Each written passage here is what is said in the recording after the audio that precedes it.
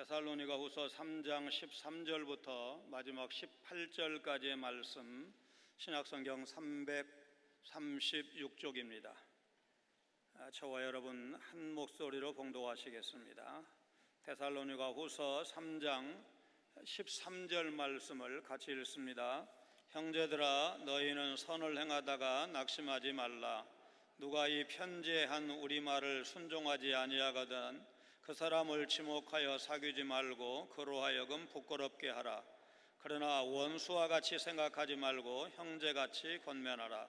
평강의 주께서 친히 때마다 일마다 너희에게 평강을 주시고 주께서 너희 모든 사람과 함께 하시기를 원하노라. 나 바울은 친필로 문안하노니 이는 편지마다 표시로서 이렇게 쓰노라. 우리 주 예수 그리스도의 은혜가 너희 무리에게 있을지어다. 아멘. 아멘. 귀한 연주 감사합니다. 지난 시간 사도 바울은 전도자인 자신들을 통해서 말씀이 속히 전파될 수 있도록 위해서 기도해달라, 또 악한 사람들로부터 지켜주시도록 기도해달라, 데살로니가 교회 성도들에게 부탁한 바 있습니다. 성도는 게으르게 행하고 진리대로 행하지 않는 사람들을 멀리해야 된다. 그리고 스스로 자기 양식을 먹을 수 있도록 열심히 일하라고 가르친 바도 있습니다. 이제 데살로니가 후서 결말 부분입니다. 사도는 데살로니가 교회 성도들을 향한 마지막 권면에서 환난과 이단에 의해서 발생한 여러 가지 난제를 해결하는 것으로 만족하지 말고 종말론적 공동체 건설이라는 근본적인 목표를 향해 나아갈 것을 권면하고 있습니다. 오늘 본문의 교훈을 통해서 오늘 우리 교회가 추구해야 될 영적 사명을 생각하는 시간을 갖겠습니다. 사도는 먼저 그리스도 안에서 동지된 형제를 감정적으로 불러일으킨 후에 낙심하지 말라고 말씀을 합니다. 때로는 말씀을 실천하고 살아가는 신자에게도 낙심은 찾아올 수가 있습니다. 13절입니다.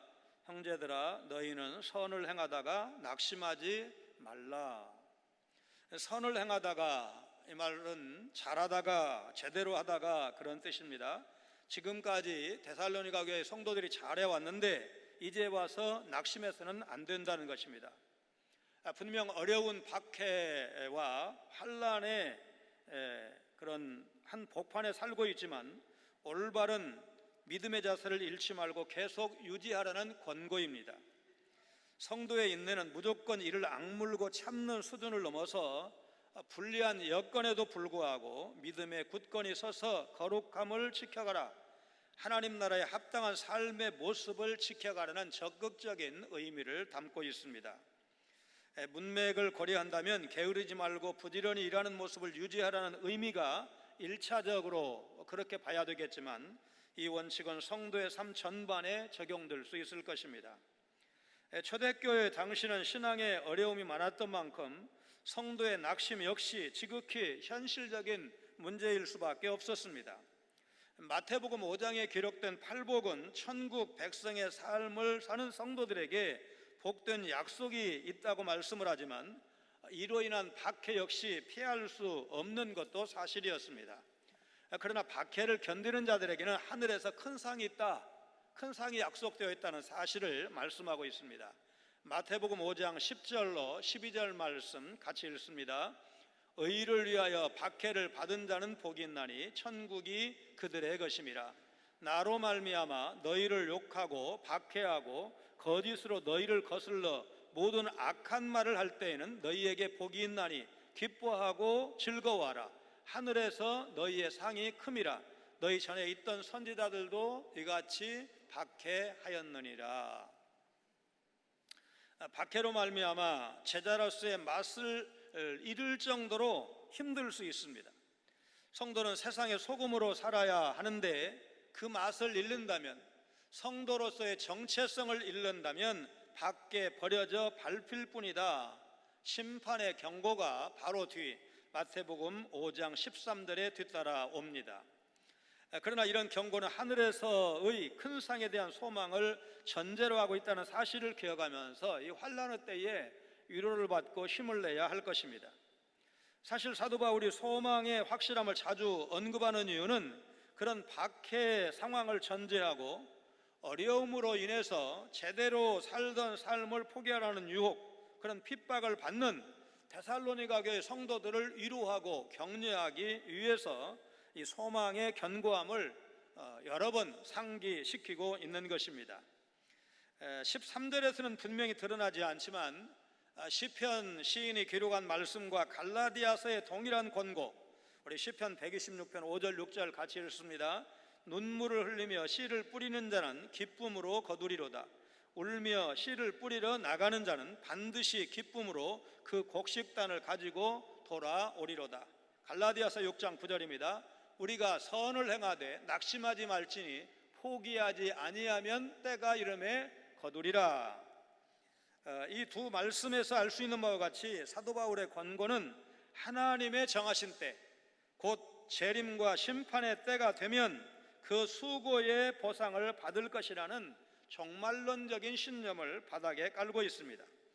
예수님께서 마태복음 25장의 세 가지 비유 중에 달란트 비유를 주신 가운데 주인이 오랜 후에 돌아와서 그 종들과 결산을 하고 2달란트 받은 종과 5달란트 받은 종에게 칭찬하신 말씀을 우리가 기억하고 있습니다. 마태복음 25장 23절입니다.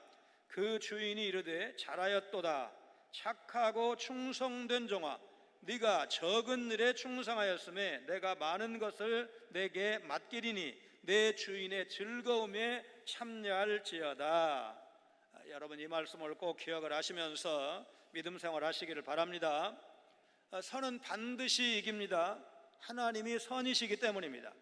우리가 추구해야 될 선이 무엇인가? 하나님이 선이라고 하는 것은 다 선입니다. 엄밀히 말하면 예수님 말씀대로 선한 분은 오직 하나님 한 분뿐이십니다. 그렇기 때문에 선은 반드시 이기는 것입니다. 우리 하나님은 섭리 가운데 종국적으로 선을 이루시는 분인데, 요셉의 형들이 동생을 향해서 여러 차례 악을 도모했지만 하나님은 그것조차 선으로 바꿔서 그 형들과 그 가족까지 구원하신 사실을 성경이 증언하고 있습니다. 창세기 50장 20절 또 21절 전반절 같이 읽습니다.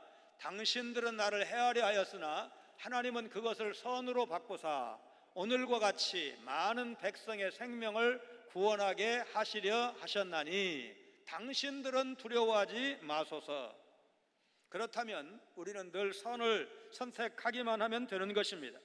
하나님을 사랑하는 자, 곧 그 뜻대로 부르심을 입은 자들에게는 모든 것이 합력하여 선을 이룬다 하신 말씀을 믿고 포기하지만 않으면 되는 것입니다. 그러면 때가 차면 하나님께서 반드시 이루게 하신다는 사실, 반드시 거두게 하신다는 사실 여러분 믿으시길 바랍니다.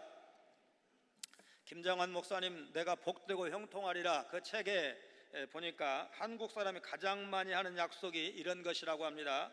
언제 한번 저녁이나 함께 합시다. 언제 한번 차나 한잔 합시다. 언제 한번 얼굴 한번 봅시다. 언제 한번 찾아뵙겠습니다. 다음에 제가 한번 연락드리겠습니다. 이런 약속을 많이 하는데 또 가장 많이 어기는 약속이기도 하다고 말씀을 합니다. 여러분, 이런 약속을 사람에게도, 사람과 사람 사이에서도 하지만 하나님께도 하고 있지 않은지, 하나님 이 어려운 고비만 넘기면 제가 하나님 앞에 열심을 내겠습니다. 이 기도만 응답해 주시면, 해결해 주시면 제가 이런 헌신하겠습니다. 언제 한번 또 고비만 넘기면, 이 어려운 때만 넘기면 이런 약속을 남발하고 지키지 않는 경우가 있는데, 정말 약속은 지킬 때 가치가 있다는 것, 우리가 사람을 향해서도 약속을 잘 지켜야 되는데 하나님께는 더 그렇다는 사실을 우리가 잊으면 안 됩니다.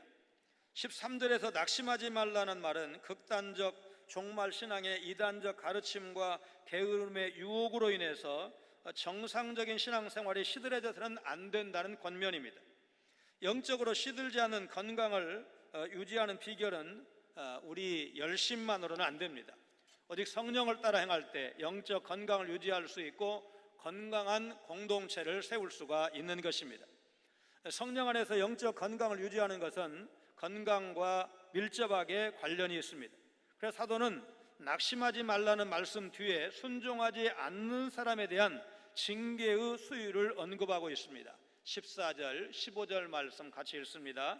누가 이 편지에 한 우리말을 순종하지 아니하거든 그 사람을 지목하여 사귀지 말고 그로 하여금 부끄럽게 하라. 그러나 원수와 같이 생각하지 말고 형제같이 권면하라. 사도 바울은 성도들이 지금까지 자신의 가르침을 잘 지켜왔고 그렇게 할 것이라고 확신하고 있습니다. 그러나 편지 말미에 사도 바울이 자신이 편지로 가르친 것을 순종하지 않는 사람이 있을 가능성이 있다고 말씀하고 있습니다. 만약 데살로니가 교회 안에 그런 사람이 있다면, 그런 사람이 나온다면 성도들은 그 사람을 지목하고 그 사람과 사귀지 말아야 한다, 죄를 결코 묵인해서는 안 된다, 단호함을 보여주고 있습니다. 음행 문제를 다루고 있는 고린도전서 5장을 보면 이 교제를 멈춘다는 것은 함께 성찬을 먹지도 말고 출교시키는 것을 말합니다. 이 출교가 굉장히 이제 권징조례에서 무서운 벌인데, 고린도전서 5장 9절, 11절, 13절 말씀 우리 같이 읽겠습니다. 음행하는 자들을 사귀지 말라. 음행하거나 탐욕을 부리거나 우상 숭배를 하거나 모욕하거나 술 취하거나 속여 빼앗거든 사귀지도 말고 그런 자와는 함께 먹지도 말라. 밖에 있는 사람들은 하나님이 심판하시려니와 이 악한 사람은 너희 중에서 내쫓으라. 굉장히 무섭게 말씀하시죠. 이게 고린도전서 5장입니다. 그러나 이제 본문 14절 15절에서는 좀 부드럽습니다. 잘못한 사람을 지목하고 성도의 사귐으로부터 격리시켜서 부끄럽게 하는 것까지는 맞는데, 그러나 회개하고 올바른 삶을 회복할 기회를 부여하라는 당부입니다. 고당 조만식 선생은 평양 산정연교회 장로로 심우할 때 제자인 주기철 목사를 마산에 심우하고 있는데 청빙회에서 담임 목사로 보필을 했습니다. 주기철 목사는 고당이 오산학교 시절 아끼던 제자 중 한 사람이었습니다. 당시 저명한 민족 지도자였던 고당은 물산, 장려, 운동 등 말하자면 우리 조선이 독립하기 위해서는 산업이 살아야 된다 이렇게 해가지고 이제 물산 장려 운동을 일으켰는데, 이런 일로 바쁘고 시간에 쫓기다 보니까 예배 시간에 지각할 데가 없지 않았습니다. 어느 주일 예배 시간에 늦은 고당이 헐레벌떡 예배당 안으로 들어섰습니다. 이 모습을 강단에서 지켜본 주기철 목사가 예배를 인도하다가 큰 소리로 말합니다. 조장로님, 자리에 앉지 마시고 예배가 끝날 때까지 서 계십시오. 그렇게 되면 아마 예배당을 나가든지 얼굴이 변하든지 안절부절 못했을 텐데, 고당은 그 자리에서 꼼짝하지 않고 1시간 반 동안 예배를 드렸습니다. 설교를 끝낸 주목사가 서 계시는 조장로님 기도해 주십시오, 기도를 부탁했습니다. 고당은 선체로 이렇게 기도를 드렸습니다. 하나님, 저의 죄를 용서해 주옵소서. 거룩한 주일에 하나님 만나는 것보다 사람 만나는 것을 더 중요시한 죄를 용서하옵소서. 큰 벌을 받아야 마땅한데 이렇게 서서라도 예배를 드릴 수 있도록 해주시니 감사합니다. 이런 고당의 모습을 본 교인들은 큰 감동을 받았고 그분을 더 존경하게 되었다고 합니다. 평소에 지각을 자주 하던 교인들의 지각 습관도 대부분 고쳐졌다고 합니다. 공동체에서 한 사람의 생각이나 행동이 전체에 영향력을 끼칠 수 있다는 것을 생각하면서 자기의 생각과 행동을 점검하고 돌아봐야 할 것입니다. 원수처럼 대하지 말고 형제처럼 경계하라는 지시는 이런 조치가 처벌과 출교에 포커스가 있는 것이 아니라 징계와 회복을 위한 조치라는 것을 보여준다 할 것입니다.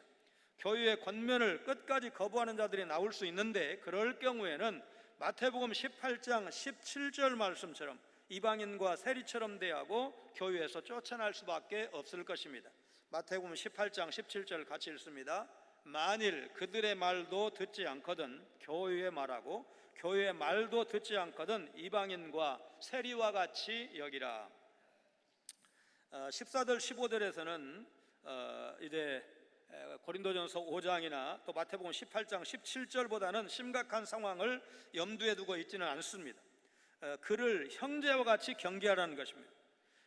이 말씀을 우리가 잘 이해를 하고 받아들여야 되는데, 죄는 용납하지 않음으로써 공동체의 거룩함을 유지해야 하지만 동시에 잃어버린 영혼을 건강한 삶으로 돌아오게 해야 한다는 목양적 관심이 조화를 이루면서 결국 균형을 요구하는 것을 볼 수가 있습니다. 우리 한국교회사를 보면 목사가 담배 피는 자기 아들을 치리해달라고 당회에 내놓은 적도 있고, 장로가 결혼한 딸이 시댁의 전통 제례에 참여한 잘못이 있으니 딸 교육을 잘못시킨 나에게 벌을 달라고 당회 앞에 자복한 일도 있고, 가까운 김제에서는 노르만 교인을 교회가 치리를 했고 그게 당회록에 기록이 되어 있는데, 우리가 몇 번 갔는데 처음에는 그 당회록이 이 유리 밑에 이렇게 볼 수 있었어요. 근데 이제 나중에 가니까 목사님이 그 손자가 와서 항의했다는 거예요. 목사님, 이거 아무리 사실이어도, 그러니까 우리 할아버지가 잘못해서 벌 받은 거 맞아도 우리 후손들 입장에서는 좀 입장이 다릅니다. 따져가지고 이제 덮어놨어요. 그럴 정도로 어쨌든 말하자면 초대 우리 한국교회가 치리를 엄격하게 했습니다. 장로 교인인 우리 입장에서 권징에 대해서 칼빈이 가르친 것을 우리가 한번 귀담아 들을 만합니다. 칼빈은 권징을 다루고 있는 기독교 강요 3권 제12장에서 권징을 싫어하고 말만 들어도 뒷걸음치는 사람들이 있으나 그런 사람들은 교회도 하나의 사회라는 것을 알아야 한다. 조그만 가족 같은 사회에서도 규율이 없이는 올바른 상태를 유지할 수 없다고 한다면 가장 질서 정연해야 할 교회에서는 규율이 더욱 필요하다. 따라서 그리스도의 구원의 교훈이 교회의 생명인 것 같이 권징은 그 근육이며 이 근육에 의해서 몸의 지체들이 서로 결합되고 각각 그 자리에 있을 수 있다. 권징의 필요성을 강하게 주장을 했습니다. 칼빈은 권징의 첫 단계로 잘못된 행동에 대해서 목사와 장로들이 경고와 충고를 하고, 이를 듣지 않을 때는 증인들 앞에서 다시 충고하고, 마지막으로는 교회 재판소인 당회와 노회, 총회에 불러서 엄중 경고해야 된다고 말합니다. 그러나 이런 단계는 드러나지 않은 허물을 고치려 할 때 사용하는 것이고, 공개적으로 드러난 죄에 대해서는 그 즉시 교회가 엄숙하게 책망해야 한다고 말하고 있습니다. 또 권징의 목적은 교회의 거룩함을 지키고 악인들로 인해서 나머지 사람들까지 죄에 빠지지 않도록 경계하고, 잘못을 저지른 이들로 하여금 회개하도록 만들기 위해서 권징을 시행하는 것이라고 말합니다. 교회의 권징에는 신분의 차별이 있어서는 안 되고, 그 당시에는 왕정시대였는데 왕이라고 하더라도 책망받을 일이 있다면 하나님 앞에 나와 회개해야 된다. 칼빈은 그렇게 강조를 했습니다. 잘못된 종말관을 갖고 게으름으로 일관하는 형제들은 영적 표식을 한 후에 구별되게 관리를 해야 되는데, 그들을 무조건 배척하지 말고 형제로 대우하라. 사도가 극단적인 종말 신앙으로 공동체의 덕을 깨뜨리는 자들을 성도의 교제에서 제외한 이유는 그것이 1차적으로 수치를 안겨주는 징계가 되기 때문에 그렇습니다. 또 종말론적 징계 수위 조절은 칼빈이 제시한 것처럼 단계적으로 이루어져야 되고, 잘못을 범한 형제들이 회개해서 진리를 깨닫고 돌아오게 하는데 그 징계의 목적을 두어야 한다는 것입니다. 디모데후서 2장 25절 26절 말씀이 바로 그런 가르침입니다. 우리 같이 읽습니다. 거역하는 자를 온유함으로 훈계할지니 혹 하나님이 그들에게 회개함을 주사 진리를 알게 하실까 하며, 그들로 깨어 마귀의 올무에서 벗어나 하나님께 사로잡힌 바 되어 그 뜻을 따르게 하실까 함이라. 그러나 성령 안에서 지속적인 부지런함과 공동체적 징계만으로는 종말론적인 이상 공동체를 실현할 수가 없습니다. 그래서 사도는 철저히 평강의 주님이 중심되는 이상론적인 교회 공동체를 강조하는데 16절 말씀 같이 읽습니다. 평강의 주께서 친히 때마다 일마다 너희에게 평강을 주시고 주께서 너희 모든 사람과 함께 하시기를 원하노라.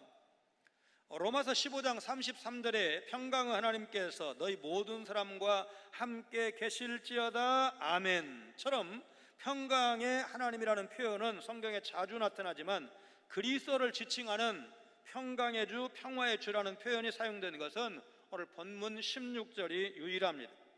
그러나 은혜와 그리스도의 연결은 지극히 자연스럽다 할 것이고, 골로새서 3장 15절에서는 그리스도의 평화라는 표현도 사용되고 있습니다. 사도 바울은 평강의 주께서 데살로니가 교회 성도들에게 평강 주시기를 기도하고 있습니다. 공동체를 위한 기도라는 점에서 개인적 뉘앙스를 풍기는 평강보다는 공동체적 의미가 더 잘 드러나는 평화라는 말이 더 어울려 보입니다. 이 평화는 공동체 내의 평화와 외부적 박해로부터의 평화 모두를 의미한다 할 것인데, 평화가 총체적 구원의 개념에 접근하는 히브리어 샬롬을 번역한 단어임을 생각하면 더 포괄적인 의미가 될 수 있을 것입니다. 때마다 일마다 라는 표현도 이런 포괄적 개념을 뒷받침하는 표현이라고 봅니다. 그런 점에서 이 말씀은 사실상 평강의 주께서 함께 해주시기를 바란다, 그런 뜻입니다. 데살로니가 교회 성도들은 그리스도께서 하늘로부터 나타나실 것을 간절히 기다리고 있었지만, 그리스도는 그의 영으로 이미 믿는 자들과 함께 계시는 겁니다. 구원의 시작과 끝이 하나님의 주권에 달려있다는 점에서 그리스도의 임재에 대한 사도 바울의 기도는 막연히 같이 있어달라는 수준의 기도가 아니라 성도들과 함께 계심으로써 그들을 하나님 나라까지 견고하게 지켜달라는 기도다, 그렇게 보면 좋을 것입니다. 이 기도는 주의 임재에서 떠나서 멸망당하는 이들의 운명을 생각한다면 아주 극렬한 대조가 이루어지고 있다고 봐야 할 것입니다. 17절 말씀입니다. 나 바울은 친필로 문안하노니 이는 편지마다 표시로서 이렇게 쓰노라. 사도 바울은 고린도전서, 갈라디아서 각 서신 마지막 부분마다 친필로 서명을 남기곤 했습니다. 고대 서신에서는 발신자가 서신의 내용을 대필자에게 받아 적게 한 후에 마지막 한두 문장을 자신의 친필로 직접 적어 보내는 일이 흔했습니다. 그 편지가 사도 자신 직접 썼다는 사실을 확증하는 표시인 셈입니다. 이런 관행은 위조된 편지가 돌아다니고 있기 때문에 데살로니가 교회 안에 문제를 야기한 정황을 의식한 그 행동일 수도 있고, 다른 한편으로는 갈라디아서의 경우처럼 친필을 통해서 성도들과 함께 있다는 사실, 더군다나 갈라디아서는 사도 바울이 이제 질병으로 인해서 고통을 받고 있고, 특별히 너희의 눈이라도 빼어서 나에게 주었으리라 이렇게 하는 걸 보면 그 질병이 안질이었을 가능성이 높은데, 안질이 있으면 긴 편지를 쓰는 게 어렵겠죠. 그러니까 구술해서 편지를 쓰게 하고 마지막 한 구절이나 두 구절을 사도가 직접 쓰는 것을 지금 17절이 말씀하고 있는 것입니다. 18절 말씀 같이 읽습니다. 우리 주 예수 그리스도의 은혜가 너희 무리에게 있을지어다. 그리스도의 은혜를 간구하는 이 기도는 거의 모든 바울 서신의 마지막을 장식하고 있음을 알 수가 있습니다. 거의 비슷한 말씀을 모든 서신의 끝에 이렇게 축복하는 말씀으로 쓰고 있습니다. 모든 것이 그리스도께 달려있다는 점에서 이 기도는 때마다 일마다 평강을 주시라는 기도와 크게 다르지 않습니다. 16절과 18절에 모두가 첨가된 것은 그리스도의 임재와 은총이 공동체 모두에게 해당한다는 것을 강조하기 위함입니다. 사도가 말하는 종말론적 이상 공동체는 주님의 평강이 있는 공동체입니다. 주님이 베푸시는 이 평강의 축복은 요한복음 16장 33절이 말씀한 것 같이 모든 환경을 초월합니다. 우리 요한복음 16장 33절을 같이 읽습니다. 이것을 너에게 이르는 것은 너희로 내 안에서 평안을 누리게 하려 함이라. 세상에서는 너희가 환난을 당하나 담대하라. 내가 세상을 이기었노라. 사도는 변함없는 하나님의 은혜를 교인들에게 넘치도록 선포함으로써 하나님의 평강과 은혜의 통치만이 종말론적 이상 공동체를 만들 수 있다는 사실을 역설하고 있습니다. 오늘 여러분과 제가 기도해야 될 것이, 하나님 주님의 몸된 교회인 우리 성광교회가 하나님의 평강과 은혜로 인도함을 받는, 하나님의 평강과 은혜의 통치가 있는 그런 좋은 교회가 되게 해주시옵소서. 우리 천국 가는 그날까지 이 땅에서 그런 은혜로운 교회에서 주님을 섬길 수 있도록 하나님 우리에게 은혜를 내려 주옵소서. 그런 기도가 여러분과 저에게 필요한 줄로 믿습니다. 이탈리아의 세계적인 테너 카루소는 교회 합창단에서 처음 성악을 시작했습니다. 나중에 세계적인 성악가가 된 뒤에도 자선 공연을 많이 할 정도로 신앙심이 좋았던 카루소였는데, 한 번은 자선 공연을 앞두고 컨디션이 좋지 않아서 입원을 했습니다. 자선음악회 담당자는 혹시라도 공연이 취소될까봐 병원을 찾아와서 카루소에게 안부를 물었습니다. 선생님, 몸은 괜찮으십니까? 건강도 좋지 않으신데 이번 음악회는 너무 진지하게 생각하지 않으셔도 됩니다. 특별한 힘을 쏟지 말고 그냥 편하게 무대에 서 주시되 다만 참석은 꼭 해주시면 감사하겠습니다. 이 말을 듣고 카루소가 화가 난 얼굴로 이렇게 말합니다. 나 카루소는 단 한 번도 무대에 진지하게 서지 않은 적이 없어. 자선음악회라고 돈을 받지 않는다고, 몸이 조금 아프다고 조금이라도 최선을 다하지 않는다면 그건 나를 보러 온 관객을 향한 모독이요. 지금까지 지내온 신앙생활을 돌아보시기를 바랍니다. 지난주까지 드렸던 예배를 생각해 보시기를 바랍니다. 주님께 드릴 수 있는 최선을 드렸던 예배였던가? 언제나 최선을 다한 예배로 하나님을 기쁘시게 드리고 이웃에게 덕을 세우는 성도로 살아가시기를 주의 이름으로 축원합니다. 하나님이 맡겨주신 일하다가 낙심한 적 있었을 겁니다. 일이 잘 진행되지 않아서 일의 성과를 기다리는 시간이 너무 길어져서 지친 적도 있었을 것입니다. 일을 이루기 위해서는 사람들과의 동역이 필요합니다. 이 말씀은 사람을 바라보라는 뜻이 아닙니다. 비록 어려운 날을 살고 있지만 시대적인 상황에 너무 민감하게 반응하지 않으시길 바랍니다. 사람과 상황 대신에 하나님을 바라보시기를 바랍니다. 상황이 어려워도 하나님을 믿고 끝까지 인내하시기를 바랍니다. 혼자인 것 같은 때에도, 사면초가 절망의 순간에도 홍해를 가르시고 요단강을 마른 땅처럼 밟고 건너게 하신 하나님이 반드시 새기를 내실 것을 믿으시기를 바랍니다. 그래서 우리에게 주신 소중한 주의 일이 우리를 통해서 이루어지는 복을 경험하시고 누리시는 여러분 모두가 되시기를 주님의 이름으로 축원합니다. 거룩하신 하나님, 성도는 선을 행하다가 낙심하지 않아야 한다는 사도 바울의 가르침을 오늘 우리도 기억해야 할 말씀인 줄로 믿습니다. 복음 후 말씀에 순종하지 않는 사람도 회개하고 교회 공동체로 돌아올 수 있도록 원수처럼 대하지 말고 형제와 같이 권면해야 한다는 목회적 당부의 말씀도 잊지 않고, 오늘 돌아와야 할 수많은 사람들, 형제들을 생각하며 저들을 위한 기도를 쉬지 않기를 원합니다. 어려운 날을 보내고 있는 우리 모두 평강의 주님이 때마다 일마다 우리 성도에게 평강을 주시고 세상 끝날까지 친히 함께 하신다는 사실을 기억하며 낙심하지 않고 믿음으로 승리하는 우리 성광의 모든 성도들 되기를 원합니다. 어려운 시대를 살고 있사오나 너무 세상만 바라보지 않게 하시고 능력의 하나님, 나와 함께 하시는 주님을 바라보면서 믿음으로 이 험한 때를 이길 수 있는 우리 성광의 모든 가족들 다 되게 하여 주옵소서. 예수님 거룩하신 이름으로 간절히 기도하옵나이다. 아멘.